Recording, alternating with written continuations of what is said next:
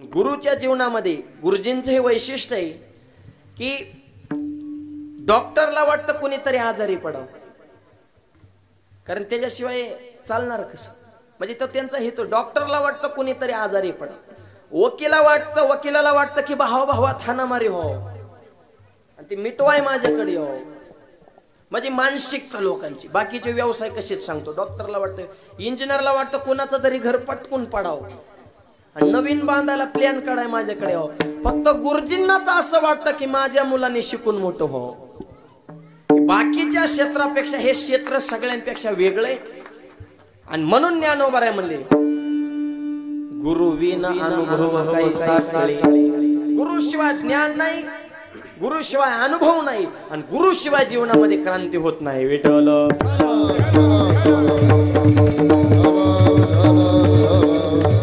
म्हणून ज्ञानोबांनी भावालाच गुरु केलं बरं का. ऐका गुरुसाठी कोणाला किती प्रयत्न करावे लागले.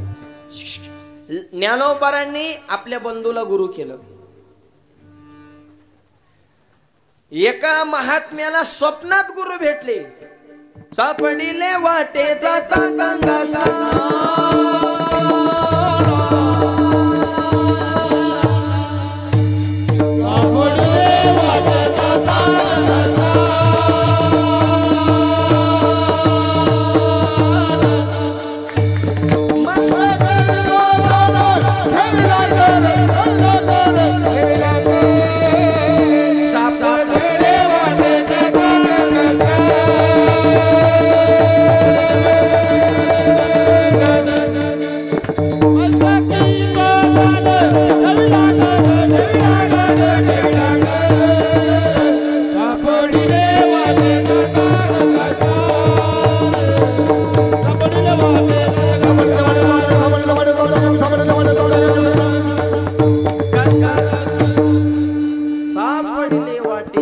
गंगा स्नान मस्तकी तो जाना ठेवीला कर.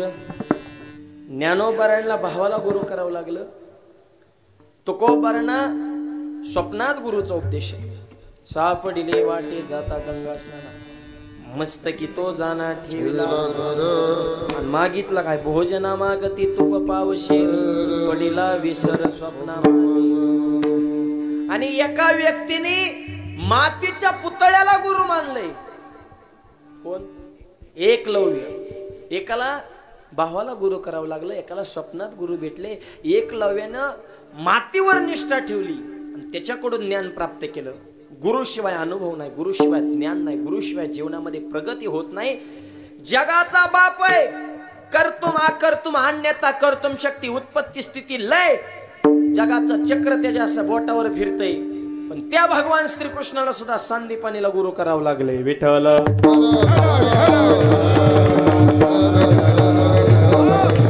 देवाला सुद्धा गुरु जीवनामध्ये करावा लागतो. ज्याच्या जीवनामध्ये गुरु आहे त्याच्या जीवनामध्ये प्रकाश आहे आणि ज्याच्या गुरु जीवनामध्ये गुरु नाही त्याच्या जीवनामध्ये अंधकार आहे मायबाप. आणि ज्यांनी गुरुजींचा मार खाल्ला ती सध्या फिरत्या खुर्चीवर आहेत, VIP. आणि जी गुरुजी उगून राखली ती गुरान मागे कशी वळायला. आणि म्हणून गुरु करावा बळकट जाऊनी धरावे मनगट. किती संकट येऊ द्या पण त्या संकटातून वाचवण्याची ताकद गुरुमध्ये असते. विठ्ठल.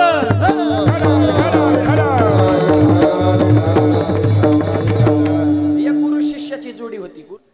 गुरु शिष्याची जोडी. आनंदी जीवन चालू होतं. दोघांची जोडी म्हणजे मायबाप चंद्र सूर्यासारखी जोडी होती. गुरुचं ज्ञान उच्च पदा होतं. शिष्य किती केलं तरी गुरु असे असतात एक डाव राखूनच ठेवीत असते. कारण शिष्य जर बदलला तर तो तिथं टाकावा लागतो.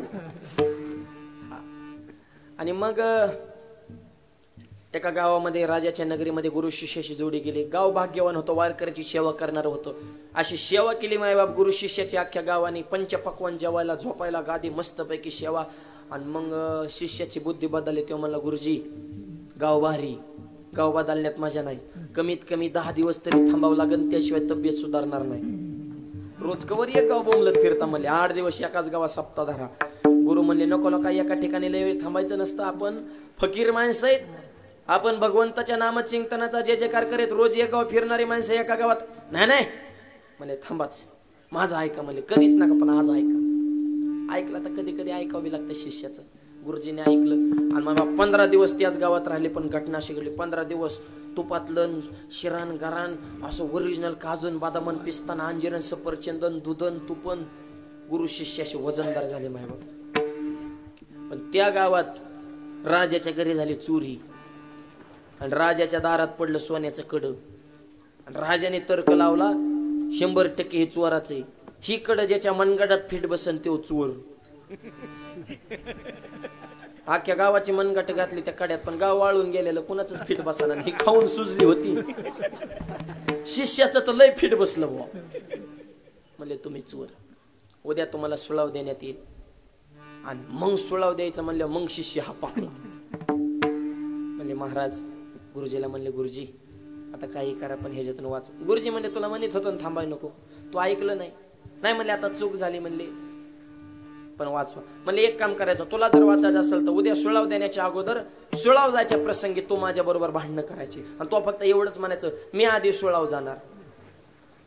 शिष्य म्हणलं त्याने तुझी अक्कल कमी, तू फक्त सांगतो तेवढं ऐक. तो फक्त एवढंच म्हणायचं मी आधी सुळाव जाणार आणि तू तसं म्हणल्यावर तू नाही जाणार, मी गुरु मी आधी जाणार. आणि तू म्हणायचं मी शिष्य मी आधी. प्रसंग आला तर माझ्या कानाखाली हान.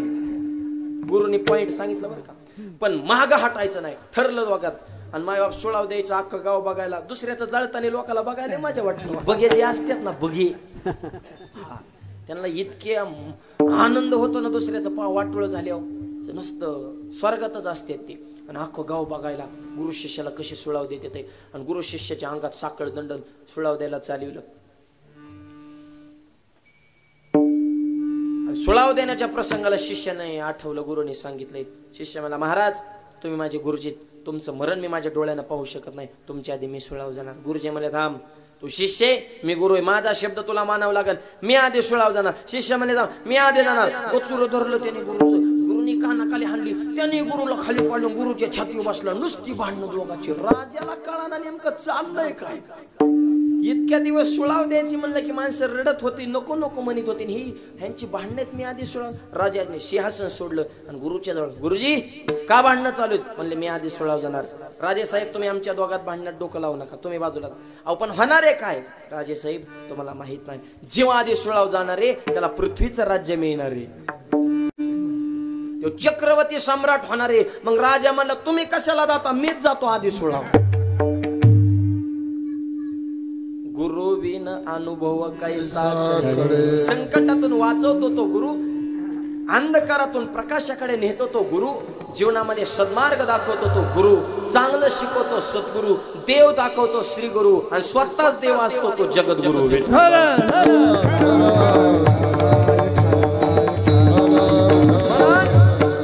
आमच्या गुरुजींचं हे पुण्यस्मरण आहे. म्हणून जगामध्ये बाप असावा, कसा असावा, जगी ऐसा